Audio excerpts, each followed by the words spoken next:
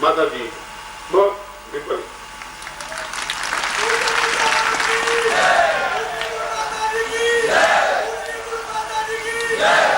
आपने उनका चेहरा नहीं देखा, आपने 4 महीने पहले उनका चेहरा देखा होता और सिर्फ 4 महीने बाद अब चेहरा देखा होगा तो आपको मालूम पड़ेगा कि चेहरा जैसे सूख सा रहा है, बड़ा दुर्बलता सा लग रहा है आंखें। और कई बार कहा भी है कि क्या ऐसा निर्णय ले ही लिया है।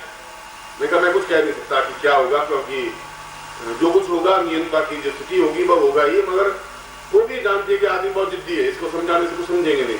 वही विफलता उसमें भी है, यही विफलता नंदू में भी है, यही विफलता घर के प्राणियों में भी है और शिष्यों में भी, साधिकाओं में भी है। जो जुड़े हुए सब आंख की कोरों से बोले हैं, उनके आंखों से लिखी हुई भाषा में पढ़ रहा हूँ, निरंतर वे ऐसा बोल रहे हैं और मैं समझ रहा हूँ इस चीज को कि वास्तव में आप लोगों के मन में मेरे प्रति एक बहुत गहरा भाव है, ऐसा कि सूनापन सा हो जाएगा, लगेगा कि सब कुछ है और अब कुछ नहीं है, ऐसी भावना आ जाएगी।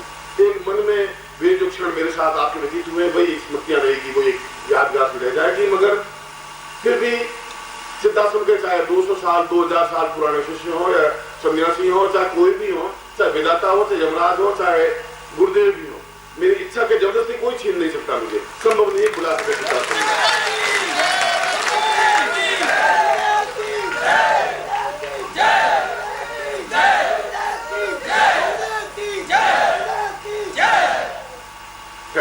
ये तो आपके मेरे एक प्यार की भाषा के शब्द हैं और इसीलिए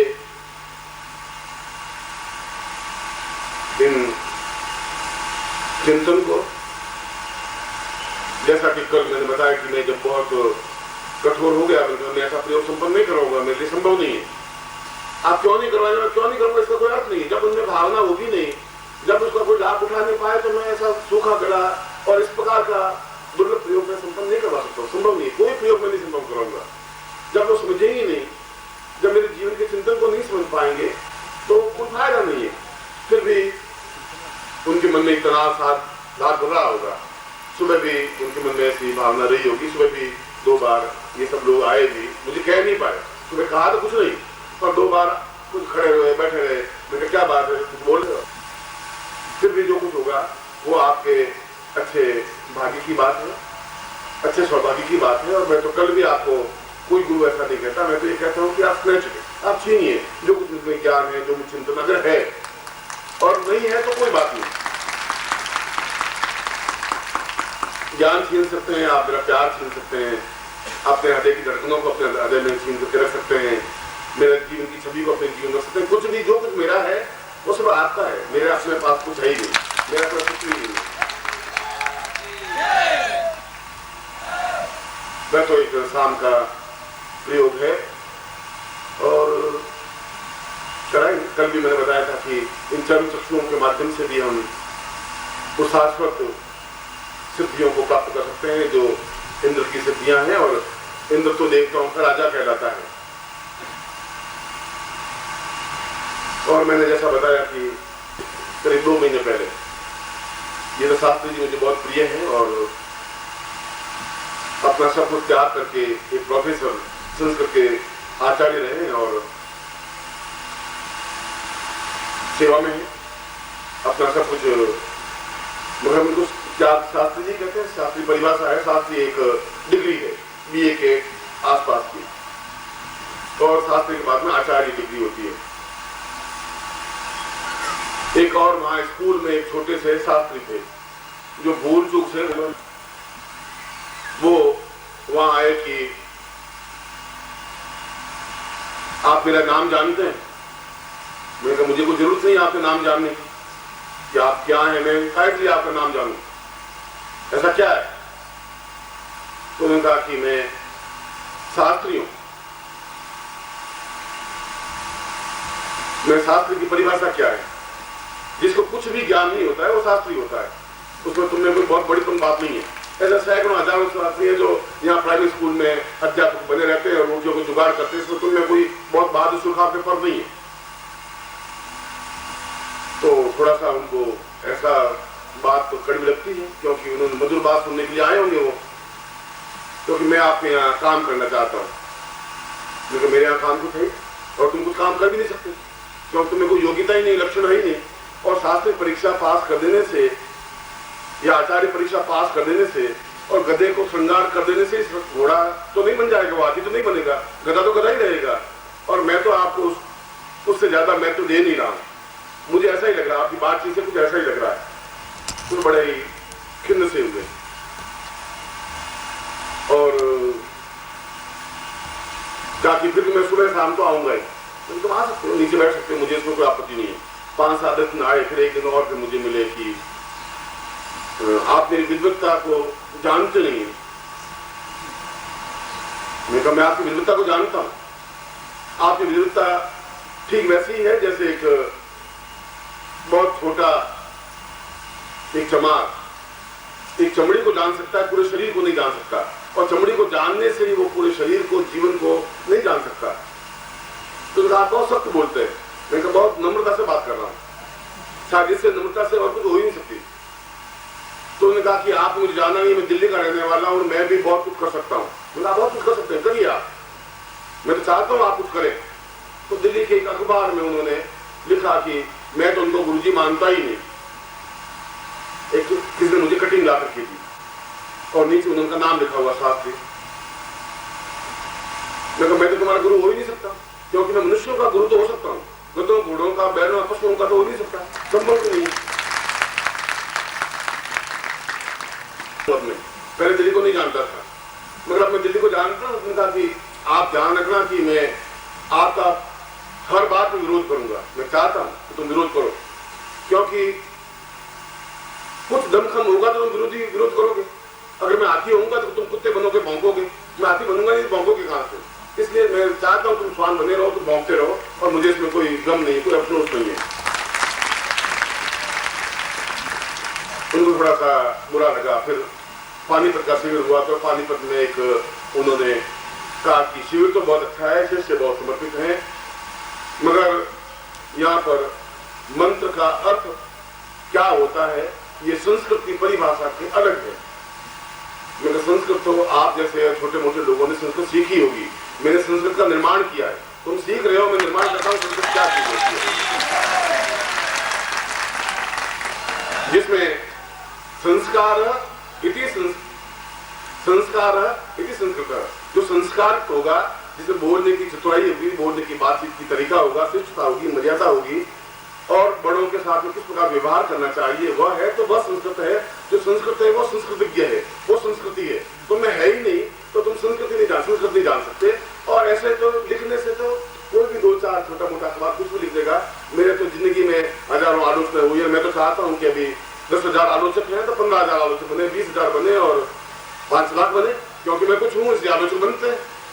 यहाँ पर एक घासीराम मलवाई रहता है, बेचारा बहुत सीधा साधा, वो बहुत दुखी है, जो तुम्हें पड़ोस में रहता है। उनका गुरुजी कोई ऐसा कुछ नहीं हो सकता कि कोई मेरी आलोचना करे, ऐसा मेरा नाम ले। मैं कहता तुम कुछ है ही नहीं, घासीराम मलवाई की कौन आलोचना करेगा? न तेरा शत्रु होगा न मित्र होगा, तो कुछ है ही नहीं कि गुरुजी मेरे यहाँ इनकम टैक्स कभी आती नहीं, तेरे काट जाएगी। इनकम टैक्स तेरे आकर करेगी भी क्या? तो घासीराम जी जैसे दुखी हैं, ऐसे और भी कई लोग दुखी और पीड़ित तो संतापित हैं। तो आज वो उन्होंने यहाँ के अखबार में भास्कर लिखा कि गुरुजी विद्वान तो हैं, गुरुजी को मंत्र भी आते हैं, पर उनको ये मालूम नहीं बीज मंत्र और मंत्र अलग अलग नहीं होते हैं। मैं उन गधे को यहाँ सबके सामने समझाना चाहता हूँ कि भौंकने से भी मैलों में रहने वाला कुत्ता नहीं बन सकता। समझाने के जब तुम्हें इतना ही ज्ञान नहीं कि मंत्र और बीज, बिना बीज के मंत्र बनेगा कैसे? जब बीज नहीं है कोई चीज का, पेड़ बनेगा कैसे? जब बीज नहीं, मनुष्य की उत्पत्ति होगी कैसे? किसी चीज की उत्पत्ति के मूल में तो बीज है ही नहीं, तो मंत्र कहां से बनेगा? कल में मंत्र बोला अलीम बगला मुखीम, अब बीज मंत्र तो अलीम है, अब उसके आगे का आवरण है, ये प्राण है, प्राण के ऊपर तो शरीर है। बगला मुखीम सर्व दुष्टानाम वाचम, और वाचम तो मंत्र नहीं बन सकता। मुखम पदम स्तंभय जिह्वाम, बीज तो अलीम है। मगर अब जिसको कोई एक पंसेरी बनने के लिए एक सूंड का गांठिया लेकर के बैठ जाए और कहे मैं बहुत बड़ा पंसेरी हूं, तो वो अपने आप को बल से नहीं कह सकता है। मेरे नजर में तो मैं आज भी सबके सामने यही कहता हूं कि इससे कुछ फर्क नहीं पड़ेगा, ये बहुत छोटी बात है। और मैंने पानीपत में उसको कहा था, मैंने तुम अखबार में लिख सकते हो, मैं चाहता हूं तुम लिखो, मगर तुम भूल चूक में शिष्यों के सामने मत पड़ जाना, और सामने पड़ गए तो तुम न शास्त्र रहेगा न तुम्हारा बीज रहेगा। तो वापस प्रणाम करता हूँ, आशीर्वाद देता हूँ, मैं इस बात की चिंता नहीं करता।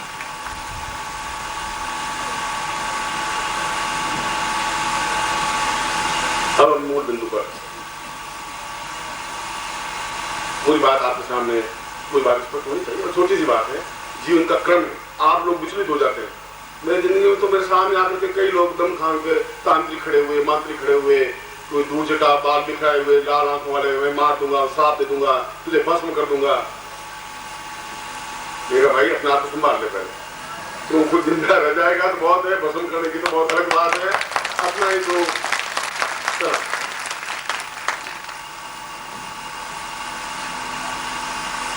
आज का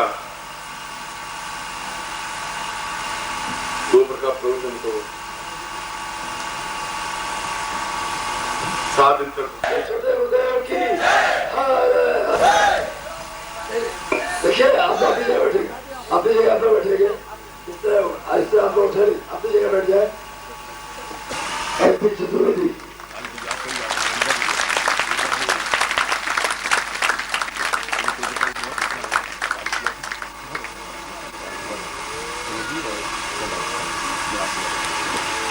गोपाल चौहान,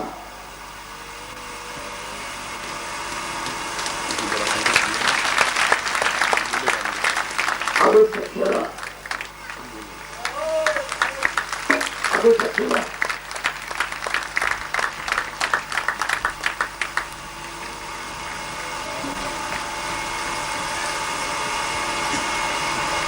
शुक्र,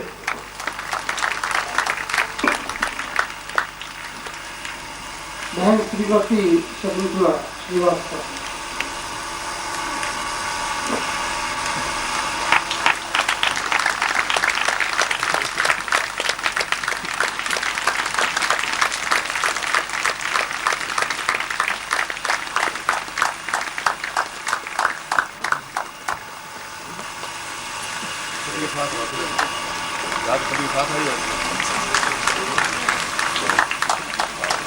अब भाई श्रीवास्तव जी सपत्नी प्रभु का पुष्पहार से स्वागत अभिनंदन कर रहे हैं। हम लोग जोर से कटोध्वनि से स्वागत करेंगे।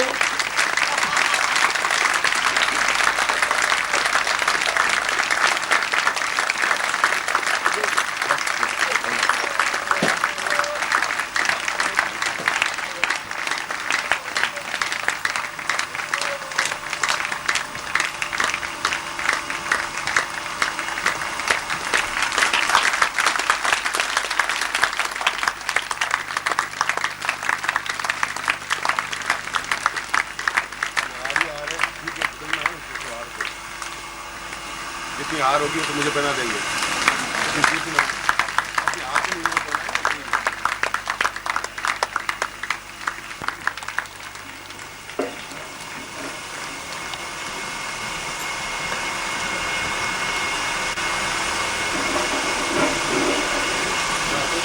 पूज्य गुरुदेव ने कहा है,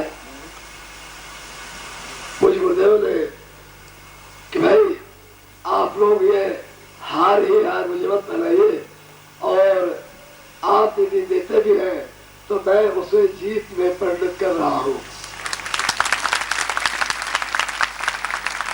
पूज्य गुरुदेव का यह आशीर्वाद हम सबके लिए है।